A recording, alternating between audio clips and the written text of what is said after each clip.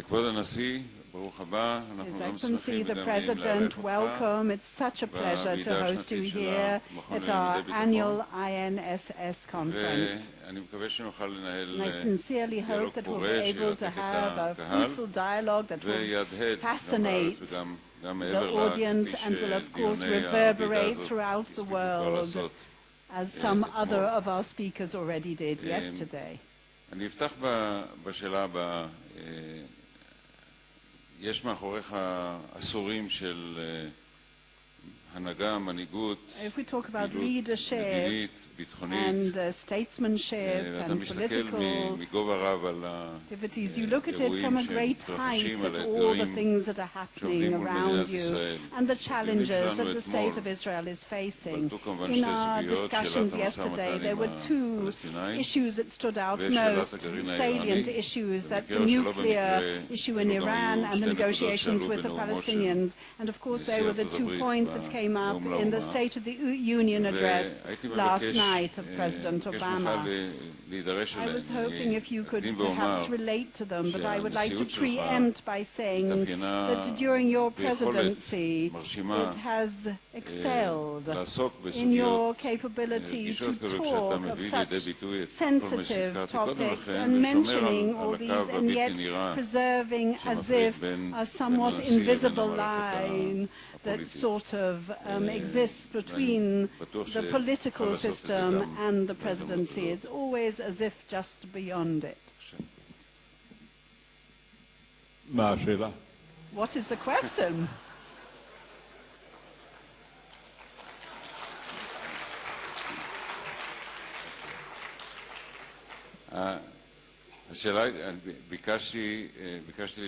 Basically, what I wanted to hear was your opinion on how the state of Israel should conduct itself in these two main sort of pivotal issues of the nuclear weaponry in Iran and the Palestinian negotiations. Well, it should conduct itself in a way that it should reach its objective. And what is the objective? That we should be a Jewish state. And if that is not the objective, then we could do whatever we wanted. Then it could do things in a different way. But since you mentioned my age when you said from that height, but that same quarrel that is existing was also the same dispute that existed before the inception of the State of Israel. And I'm not talking about foreigners, I'm talking about people from within. There were certain different stands. One of them was that one does not decide. It would be better to have a greater Israel than actually doing anything else. It could be a Zionist. I mean, you could say that it was a hawkish view, but others said it would be better to have international intervention for a certain period of time instead of making decisions now and parting and separating or creating a partition here. There was another stance that said that we need a binational state, and since we have not got the strength to reach that majority, then it's better to have a binational one. And there was a third stance, which I do not believe had a majority even at the time, and that was David Ben-Gurion's stance. He said, now, immediately, there should be an Arab state now on part of it, rather than have the situation that we might have other than that. Actually, I just want to tell you an anecdote, and that is Ben-Gurion resigned 15 times. He was always in a minority. And a student took me in earnest and actually went to find out whether he did resign 15 times. And he rang me up delightedly to tell me and say, yes, he did. Actually, he resigned 15 times. So they decided to give that summa cum laude degree to that student, and he spoke on that day when he was awarded his degree, and he said that he resigned 15 times and he was not frightened. And I said, no, that's not quite right. He was minority although he was a minority, he was asked to come back 15 times, and that is the issue. In other words, if we want to be a Jewish state, then we have to be a Jewish state, and if that is the aim, if that is the objective, then nothing else matters. I actually must admit as well, and I must say, and I heard a little bit about what was said yesterday, why suddenly this fear that was mentioned here yesterday, that Jews are going to be murdered and killed? That fear should have taken place already and existed in 1948, when we were only 15,000, the millions around us, and we didn't even have one tank or one airplane, and we're talking about 7 Arab countries. If then we were willing to fight and we weren't frightened, now we should be frightened. What is all this kind of fear-mongering? Maybe yes, there will terror incidents. What, in Russia there aren't, in America there aren't? What is this fear suddenly? What has happened? And vice versa. Since 1948, everything has changed in our favor, but everything. Instead of 600,000, we are 7 million, and we're talking about the 2 million minorities. We're talking about tenfold more. And we had in our underground, we had a couple of guns and rifles. Now we have one of the best armies in the world. There was an issue of, they said that territorial waistline was too narrow, and that there wasn't that kind of territorial depth. No one has it now. The missiles, they can overcome and prevail. They can prevail all depths, all narrowness. So, even then we called ourselves a Jewish state, and we will be one. We are one. Something here is somewhat sort of very sad, has permeated. It's not as if we haven't got problems. And moreover, no one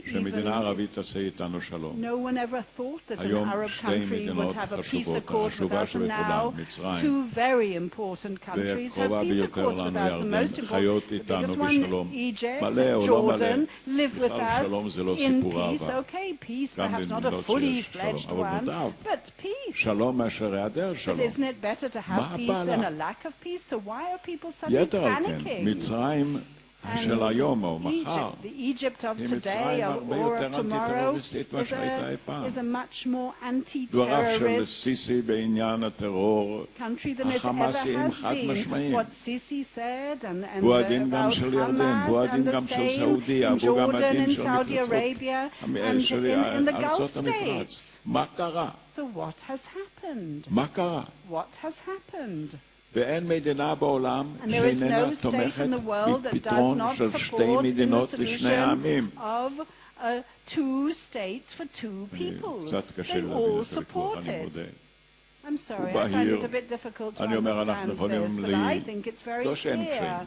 I'm not saying there are no difficulties and obstacles. There are and there will be, but we'll be able to contend with these, although their character has changed. The economic difficulty is harder to overcome than, for example, the political ones, and the other ones, and the security ones, because the security one partially is still in the hands of the countries. The economy is now global. It's no longer in each country. It influences them all, and every country influences it. And in this globalization, with this immense clout, there is no government.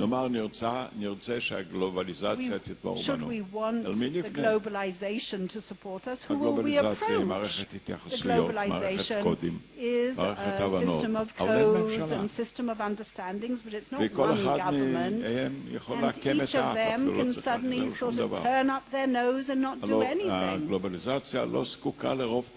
Globalization doesn't need a parliamentary majority. It doesn't have a government. it isn't used to a majority, it just needs many. If it wants to acquire, it wants to acquire each individual, and therefore it has decreased the value of racism and the value of nationalism. It's not us who did that. I know there's certain people who threaten that if the world doesn't behave, we'll punish it. I find that somewhat difficult. How exactly will Israel punish everyone in the world? We don't need to punish the world. It's not necessarily against us. The world at the moment is on a quest for the individual, so that the individual will buy from it. It wants to sell it with good goods and good ties, and not via belligerence and aggression. We are running a discussion that we're not willing to disconnect from it. It's as if the world has changed and the argument has remained. Why?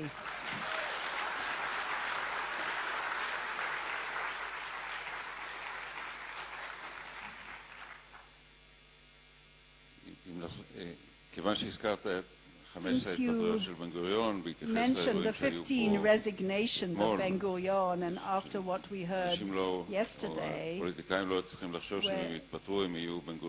then politicians shouldn't think that if they do resign, they won't be Ben-Gurion, although they are being invited to do so. There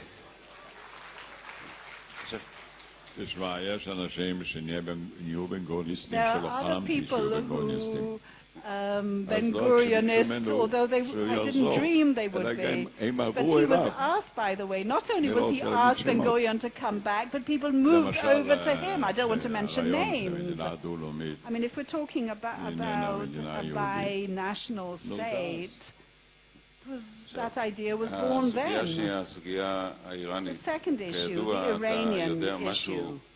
You know about determined countries to acquire nuclear capability and to fulfill their desire by doing so. I wanted to ask you about the interim agreement vis-à-vis their nuclear capability and turning it into some kind of permanent status agreement that would serve our needs. And I know that this interim agreement with Iran is an attempt for total fraud, basically, and it won't last. I believe that the Iranian danger is encroaching on the entire world and jeopardizing everyone, and not only Israel. After all, Iran also does things that we know are very, very difficult. What on earth does it need missiles whose range is 2,000 kilometers? What for? After all, the great Khamenei, the great leader of Iran, says that they're not going to actually manufacture nuclear weapons. They only need it for civic needs. Well, for civic needs, you don't need nuclear warheads on 2,000-kilometer range missiles. After all, these are falsity. This is mendacity. I mean, we're talking...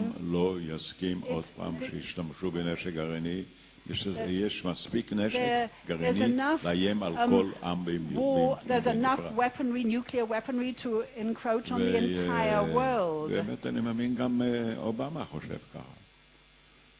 if he continues, someone who does that will be considered a leper in this world. And it was said this morning, if you want to increase the sanctions, if Iran does not keep its word, then we will increase those sanctions, but not to even make some kind of attempt is a mistake. I would just like to explain what I understood from what was said in the State of the Union speech. Basically, Obama said that we will not go out on a strike or a war unless there is a justified reason, a justified achievement that could be made. I'll give you two examples. The United States was in Afghanistan for 30 years. It started with a glorious victory. Why a glorious victory? victory because before then there were the Russians, but it expelled the Russians. And when there were 20,000 Russians that were killed by the Afghans. And so then the Americans were actually supplying ammunition to the Afghans to kill them. So the Americans came, they released the Russians who went home happy-go-lucky, and then they stayed there for 30 years. It cost them trillions, and people were killed. What for? Why did it help? What did it do? And the same with Syria. That is what is being said. The same is being said about Iraq. That is what they said about what happened there. And because the issue is the boots on the ground. There is no country who wants to show and display its boots on the ground for the following reasons. The economic factor is less important, it is saying. The military, now the boots on the ground are no longer as existent. We're talking about aerial, naval wars. I cannot see that actually troops are being sent. Instead, we're talking about even the Arab League does not plan a military assault. In other words, all this is being dismantled. So what can be achieved? Because with ground, what you can achieve on the ground, you can achieve without it. Now you have missiles with that range. You've got the cyber attacks now. You can just sit in your lounge and do it. But what has happened? That war has disappeared. And terror has taken its place. And terror is destroying the Western world and the Arab world as well. There is no coherent Arab state. It is disintegrating it. And in the Gaza Strip, we had to fight alone. And now Egypt, for example, is much more determined than we are. We are somewhat more cautious, justifiably so. Egypt has destroyed 1,000 tunnels, smuggling tunnels in the Gaza Strip. We hardly did anything. A totally different situation, yes. And therefore, I say that one has to look and observe this situation. If Iran, I just wanted to add an additional element. I'm not, I admit something I'm a little embarrassed to admit. I don't really know what's going on there. No one knows what's really going on there in Iran, because all the specialists and experts talk about what happened in the past. And as Ben-Gurion said, there is only experts on what happened in the past and not is what is going to happen. And all those experts talk about Iran, but no one knows what's going to happen there. There's a youth, there's poverty, there's a brain drain. There are things that are happening in the Arab world that might impact it. When there are poor people, impoverished and blind, then the poverty isn't so bad. But when they are poor, but they give eyes, then it is, for example, a smartphone is an eye, an internet are eyes. They are no longer blind and poor. They may be poor, but they are not blind. We're talking about the highest percentage below the age of 26. So for 100 million people who already have smartphones, there are going to be 200 million next year. I must admit, Egypt and Tunis also, they invested in their higher education, but did they create places of employment? They are number one in unemployment. There was someone who went to India, and I saw him when he came out, and I helped him be released from jail there. And I asked him how was it, and he said that all the inmates are students because they can't work. Sorry, he corrected himself. It's the wardens are students, not the inmates. Paris corrected himself. So Egypt has doubled in its size. The unemployment, the Nile has lost half of its water. And although the Muslim Brotherhood were elected, and they lost The people, they were thrown out a few months later because they had no economic solutions or military ones. Morsi, everyone was angry with because he was endangering everything. And the Hamas was endangering the north of Egypt. In other words, there are new interests. They're not necessarily against us, no. Of course, things changed and will change. After all, I wanted a new Middle East. Is this a new Middle East today that is the same as of yesterday? Don't forget the Sykes-Picot partition is slowly but surely vanishing. It was an artificial map that came to serve the British and the French empires, not the peoples. They were just sort of cells. The Shiites, the Sunnis, the Druze, and only the dictatorships didn't allow them to break through. And now suddenly everything is falling apart. This is a totally different situation. Now to suddenly panic?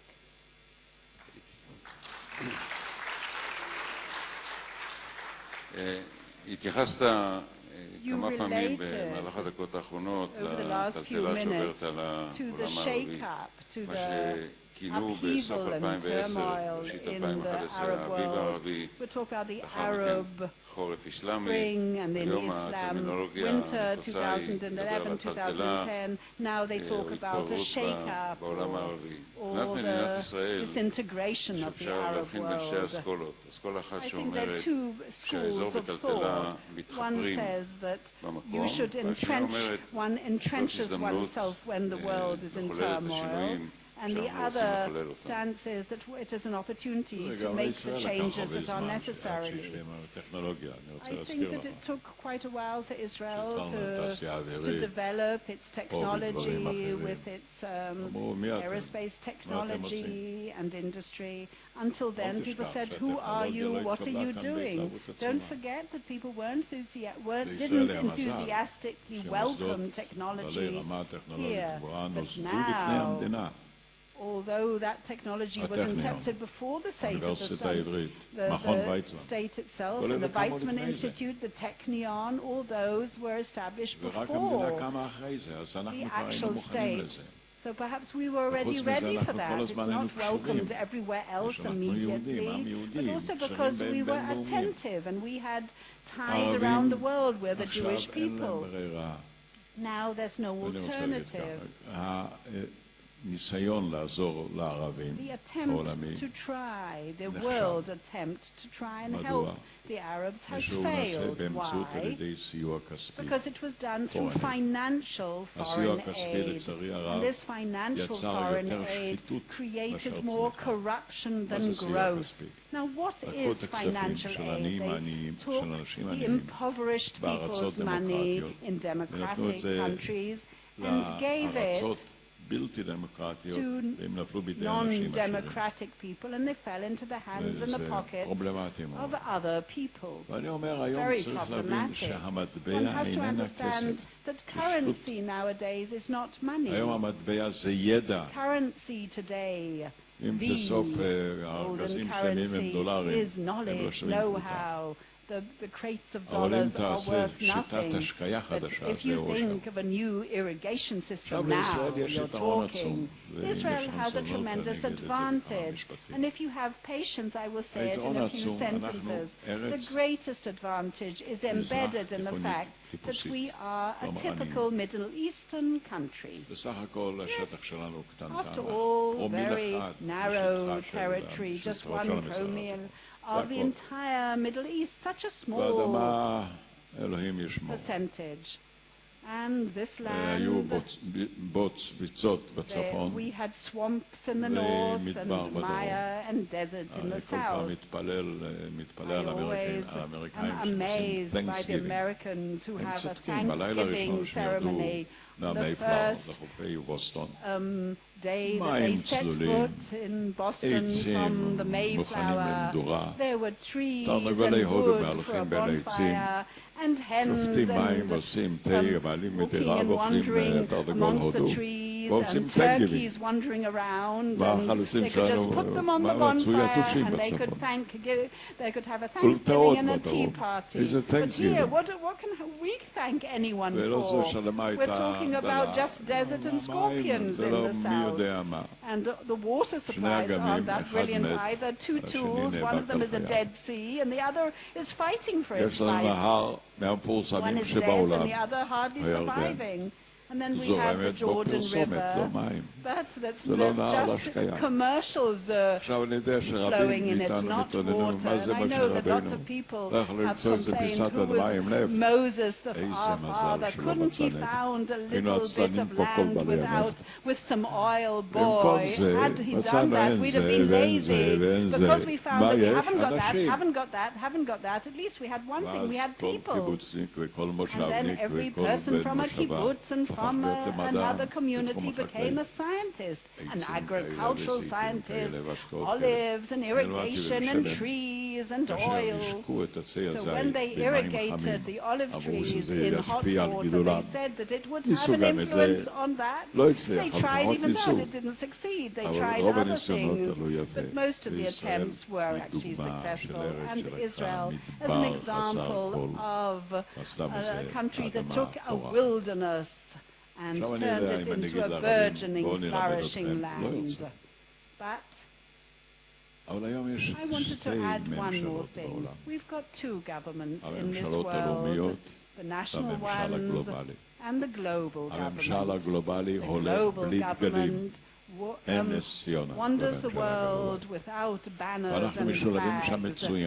And we are fine there. And if we want to help the Arab world extricate itself from their crisis, they can extricate them just like us, because they need knowledge and know-how supplied to them, not money.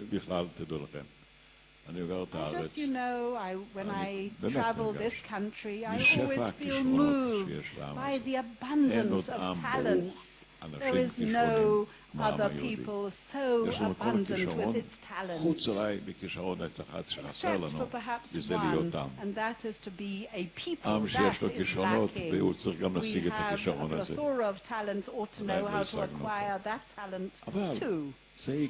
But it will happen. It will happen because we have no alternative. And you cannot create bread out of land. With the help of high-tech, you can actually extract even bread from the land. And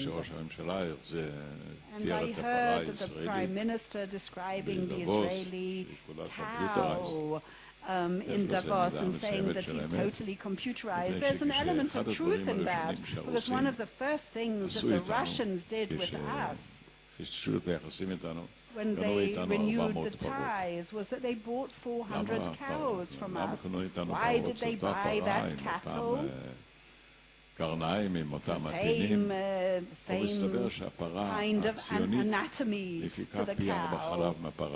Why? Because ours has 4 times more milk than the actual communist cow. Why? It was the system that did it. Why? Because we live in a different world. I know that many of you do not have that much patience. On my birthday, I have a good friend who congratulated me like everyone else, and he said, "May you live till 120." And he said, "But just do it quicker, not so slowly." Had I been able to, I would have done it faster. But there are things that one has to do gradually, slowly, and to see where it is going to, what is the direction that we're going in. And the same. Things have to be done a pace at a time, the same with Iran. And there is enough know-how to know that if they want to actually use that bomb and create that bomb, people will know what to do against it, because since Hiroshima, they know how to do things. And yes, there are countries with nuclear bombs like India and Pakistan. So vis-a-vis that, we're not isolated. I'm not saying that we should be trigger happy, but I think comparatively, Israel nowadays appeared on the stage in Davos, also appeared in the United Nations, where we are nothing, by the way. But in Davos, we were a power. Let us look at those sides of the coin as well. And we have to remember that our objective is to be a Jewish state. We don't want to be a national state. We want to be a people. America has the WASPs and the others. Yes, there are demographic changes that it is undergoing. We're the only Jewish state in the world, and we're not such a solid majority. There are about 22, 23 Arab countries surrounding us. And for that, we still have to stand firm and fight for our values. Instead of questioning what's going to happen, it doesn't matter what will be here if we are determined, resilient.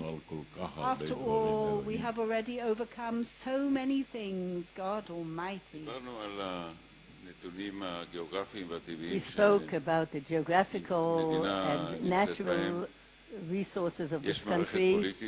There's a political system that dictates the possibilities, and there's one element.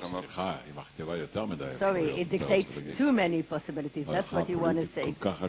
The political system is so rich. And there's the leadership element that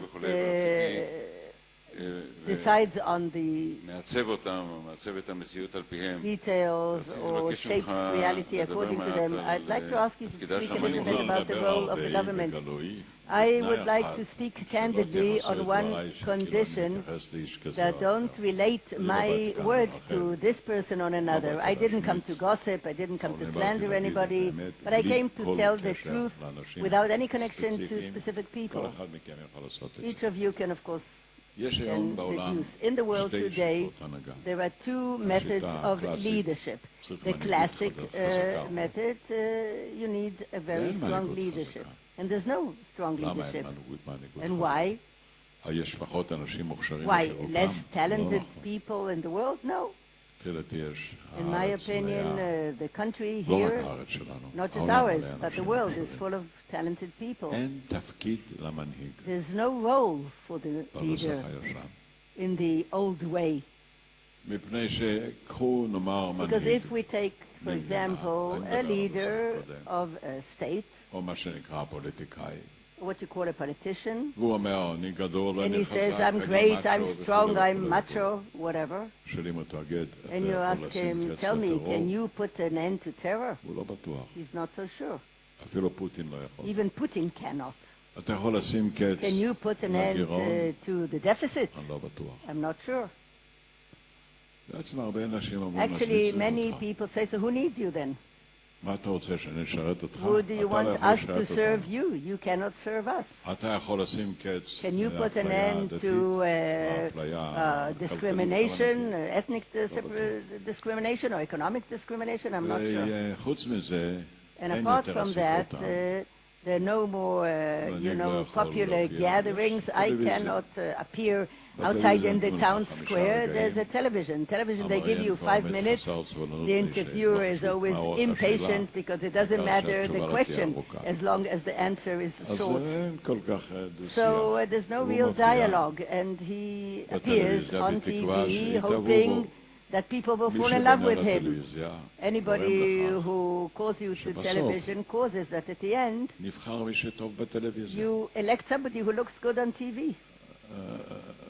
I was once in the Ministry of Communication, and there was a joke. There was a young guy who fell in love crazily with a young girl, and every day he wrote her a love letter. And the result, she married the postman. Sometimes I think as if politicians also marry the postman, but the postman ran away. Now there's an opposite way of leadership, and that is leadership which is not based on power or on macho, but its entirety is based on goodwill, and that's a leadership of the global companies. Governments have budgets, but they don't have money. The global companies have money and they don't need budgets. Therefore, the CEOs of these big companies, they're not afraid from the press or from legalists. They're free people. The current number is that the budgetary surplus of global companies today is $1.4 trillion. It's a huge, huge number. So take a CEO of a company. It's not the barons who used to be in the past. And I'm not saying that they're all angels. But let's take them as is. The CEO of a global company cannot harm anybody, cannot insult a client. He's not dependent, he's dependent on anybody. Anybody can stop being a client and finish him off. He needs good products. He needs good relationships. And the Americans, the capitalists, they also confused. Gates gives back the money. Buffett gives back the money. Because a CEO of a large company, when he comes home, and the son or the daughter ask him, Dad, is that correct that you are exploiting the poor to make money? He says, what? I serve the company. The sensitivity of these heads for their own reputation is amazing. And I say that they're right, because the government who leads on reputation is more permanent and more topical than a regime of macho, of condescension. Allow me not to be modest at all, to tell you that I experienced it myself. 60 years, let's say, I was in the government, all sorts of positions, and when I make the account what I invested most of my time in, I find that at least 50% of my time went to deal with frictions, with conflicts between people, between managers, between institutions. I hardly heard the word yes. Criticism from right and left, endlessly. And it's rather difficult, it's even tiring. And now I went to be a president, and president does not have an administration. I have a very small staff. We don't have administration, no rifts, no conflicts. Not only no administration, nobody has authorities. In fact, I don't even need it. I don't need authority. That same person who before, when I was prime minister, I would give him a direction or an order. He got upset with me. Today, when I approach him and I ask him to do something, he says, sure, willingly, why not? Just as people oppose laws, and that's nice in Israel, so they are ready to volunteer. The number of volunteers here is incredible in this country. And I got to know that that as a president I could do many more things than I could as a prime minister. Because I never gave orders. And because I also hope people didn't think that I have personal ambitions here, that I want to be a bigger, great leader. But I really do want to serve my people. And therefore, if you ask me about leadership today, anybody who wants to be a leader is somebody who wants to serve the people, not to control it, not to govern it. We don't want governors. And we have to understand that you don't manage countries or companies through spins, but by trust. And when people come to me, and young people come to me, and they ask me questions, I say, look, if you really want to do something for the public, be ready to serve. Don't strive to be a ruler, because a ruler at the end of the day is going to bring destruction. Just for a joke, the High Commissioner in Israel used to sign, "Your obedient servant." And one Israeli wrote a letter to him, and he said, "My dear obedient servant." My dear obedient servant. My dear obedient servant. And I say to you, as not a very young man and rather experienced, that it's a pleasure to serve rather than to govern, if you're a mensch, if you're a human being. I don't expect any response.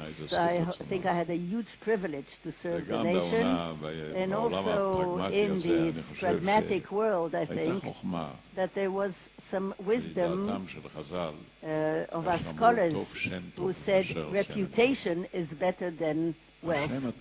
And reputation all of a sudden became so prestigious. Look how so many companies, they invest in public relations and human relations, how many departments, because this is what we want to get to reach.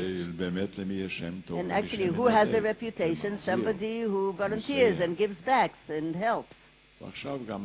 And now also some of these companies, not only did they bring about the end of racism. You cannot be global and racist. They also notice the individual. And their role is to acquire his goodwill. And moreover, I don't see that there'll be wars because there's no need. They cost too much. And to conquer land today is not a goal. Today you want to conquer science. An army cannot conquer science. There's no such thing. And therefore, at this time, I'm not saying that you need just the goodwill. You have to also work and invest and be industrious. And I'm saying, now in Davos, they were thinking, what's the big problem in the world? And they said the gap between poor and rich. It's true. I'm just asking what is poverty and what is wealth. I'm saying that ignorance is poverty, whereas knowledge is wealth. And I had to advise our Minister of Education how to get out of this poverty. I would say that the first step would be that every child from a poor family will study English. That's the first step to get out of the situation of poverty, because he has to know his own mother tongue, but also the language of the world. If he doesn't know the language of the world, he'll remain poor forever. Now you can start teaching English in kindergarten. That's the best time. Age 4, 3. At that age, they can learn 2, 3 languages without an accent even. And then they will be able to gather wealth with their own hands, because wealth is knowledge. Excuse me, but we have to change our mindset. The world is new, but the habits are old. The administration is old. And most people, in general, prefer to remember rather than to think. To remember is like an old acquaintance. You know who the person is, but to think, you don't know who you're meeting. It's frightening. Every time when people say to remember is to forget, because you always forget the bad things. You seem to think that the past is all glorified, but it's not true. But new things are frightening. History, at the end of the day, is optimistic. There are pessimists, but history is optimistic. And all in all, a person lives twice than what he actually lives. He is, these days, he is healthier, he's more educated. Just imagine a king about 300 years ago who had a toothache and didn't have antibiotics. He was screaming like a little boy. There were no running water. Everything has changed, and it's changing all the time. And now, if you have time or interest, a second revolution in science is beginning to occur, which is amazing, and Israel must run ahead. Luckily, I know that they all cursed the Mapai period. I want to tell you, I'm not a member of the party anymore, so I can talk about this party. Mapai, at the time, the Labour Party, allowed everybody to do whatever they wanted, as opposed to all things that you hear. Somebody wanted the Dead Sea, take the Dead Sea. Gutenberg wanted to build an electric power station, take it. But I want to tell you a story about Gutenberg. The Labour Party, they had like a cashier, a cash box, and was headed by two people who went to England to raise money for the party. They raised 60,000 sterling, and Ben-Gurion went to visit England, and he met with Gutenberg and with these two men from the party, and he asked, how much money did you raise? They said 60,000. And he said, where are you going to transfer it? They said, to the party. He said, I have a request. Give the money to Gutenberg. People don't know this story, but the capital that Gutenberg got was the money of the Labour Party. And why? Because you have to create sources. So if we talk about entrepreneurs or corporates or people from a kibbutz or from a village, anybody who is ready to contribute in his own way should contribute. And anybody who says that he knows economy better, this is already passé. I said to Putin, I said, you made the communist revolution. In the meantime, they killed 20, 30 million people. So what? Bankruptcy. But a guy, 27-year-old, got up, made a revolution, Facebook. He didn't kill anybody. He didn't arrest anybody. He has no party, he doesn't have ideology. I doubt if he ever read Karl Marx. And I'm sure Karl Marx didn't even know about him. And look what a revolution he created, the Facebook, Google, all these guys, without any bloodshed. Who is the economist that ever predicted this thing? The economists cannot foresee the future. And therefore, Israel must be revolutionary, human. A state based on values, not just pragmatism. Pragmatism is a disaster in itself. If we don't have values, we will never exit pragmatism. It's the values that make us think out of the box and to think big and to think with vision, not who screwed this one or did something else. What are all these nonsense? That's how we should educate our children, because in any case the kids don't even listen anymore to the parents. And rightly so, because they say to the parents, thank you for having us, that's very nice of you. Stop telling us about your big deed. What a terrible world did you leave for us, full of wars and suspicions and hates. We don't want it. And they're right, because it's very nice to be young. I still remember it.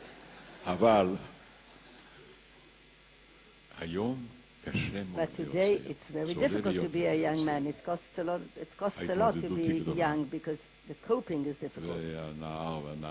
And every young person today have to cope with a lot of challenges, both at home and outside. Things are better. The food is better. The apartment is better. The clothes are better.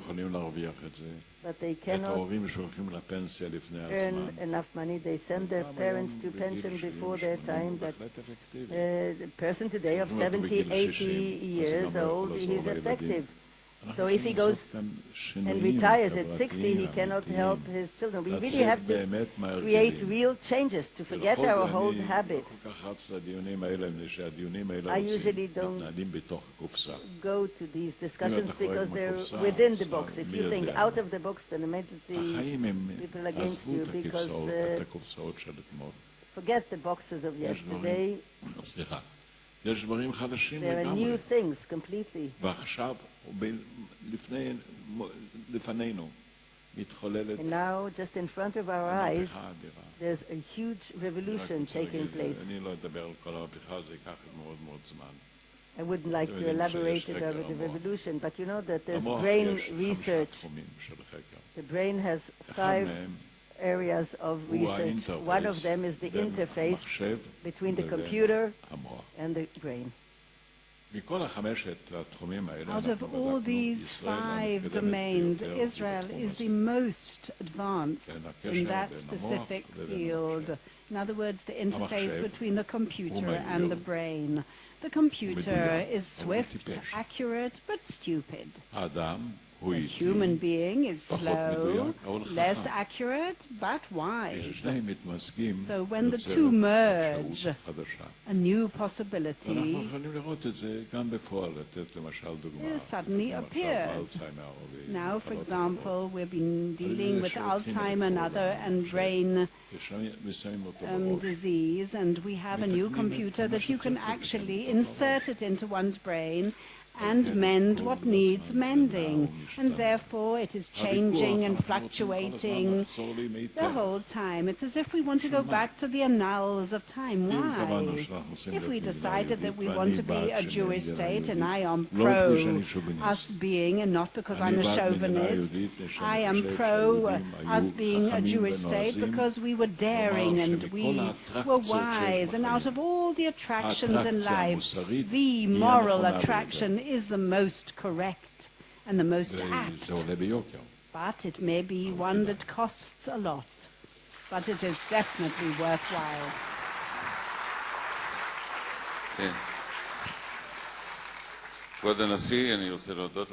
Your Excellency, the President, thank you for challenging and fascinating us.